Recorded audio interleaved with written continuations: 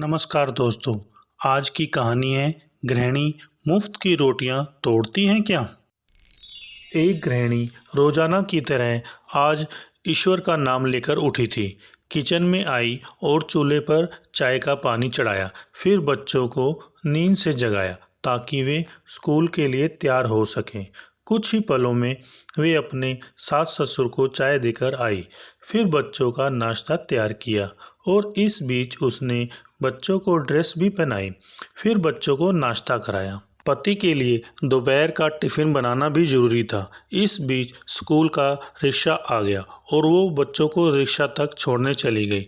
वापस आकर पति का टिफ़िन बनाया और फिर मेज़ से जूठे बर्तन इकट्ठे किए। इस बीच पति देव की आवाज़ आई कि मेरे कपड़े निकाल दो।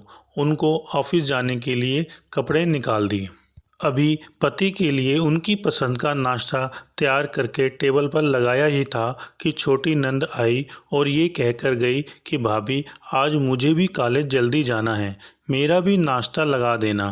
तभी देवर की भी आवाज़ आई कि भाभी नाश्ता तैयार हो गया क्या। अभी लीजिए, नाश्ता तैयार है। पति और देवर ने नाश्ता किया और अखबार पढ़कर अपने अपने ऑफिस के लिए निकल चले। उसने मेज से खाली बर्तन समेटे और सास ससुर के लिए उनका परहेज का नाश्ता तैयार करने लगी। दोनों को नाश्ता कराने के बाद फिर बर्तन इकट्ठे किए और उनको भी किचन में लाकर धोने लगी। इस बीच सफाई वाली आ गई। उसने बर्तन का काम सफाई वाली को सौंप दिया और खुद बेड की चादर वगैरह समेटने पहुंच गई और फिर सफाई वाली के साथ मिलकर सफाई में जुट गई। अब तक 11 बज चुके थे। अभी वो पूरी तरह काम समेट भी नहीं पाई थी कि बेल बज गई।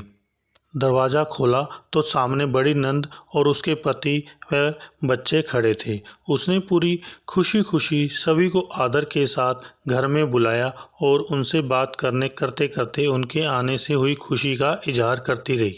नंद की फरमाइश के मुताबिक नाश्ता तैयार करने के बाद अभी वो नंद के पास बैठी ही थी कि सास की आवाज़ आई कि बहू खाने का क्या प्रोग्राम है। उसने घड़ी पर नज़र डाली तो 12 बज रहे थे।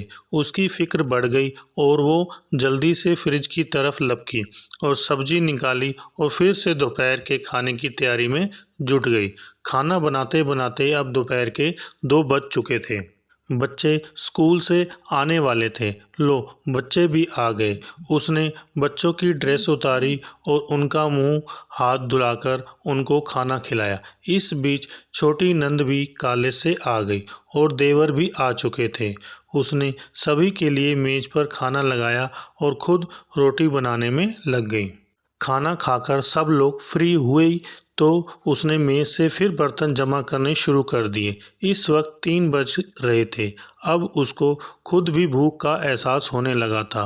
उसने रोटी का डिब्बा देखा तो उसमें कोई रोटी नहीं बची थी। उसने फिर से किचन की ओर रुख किया।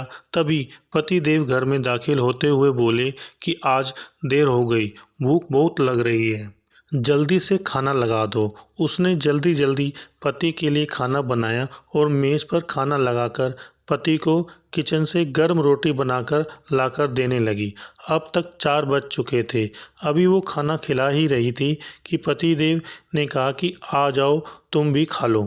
उसने हैरत से पति की तरफ देखा तो उसने ख्याल आया कि आज मैंने सुबह से कुछ खाया ही नहीं।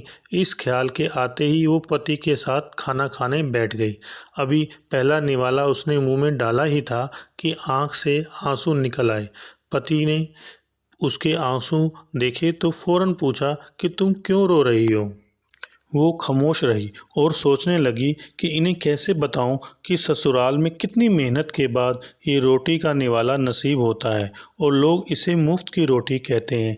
पति के बार बार पूछने पर उसने सिर्फ इतना कहा कि कुछ नहीं, बस ऐसे ही आंसू आ गए।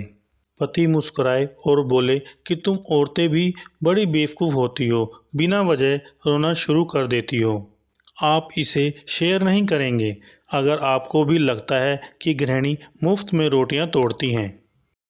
हेलो दोस्तों, अगर आपको हमारी ये वीडियो अच्छी लगी हो तो लाइक करें, शेयर करें और कमेंट्स करके बताएं कि हमारी ये वीडियो आपको कैसी लगी। साथ में चैनल को सब्सक्राइब करके बेल आइकन जरूर दबाएं।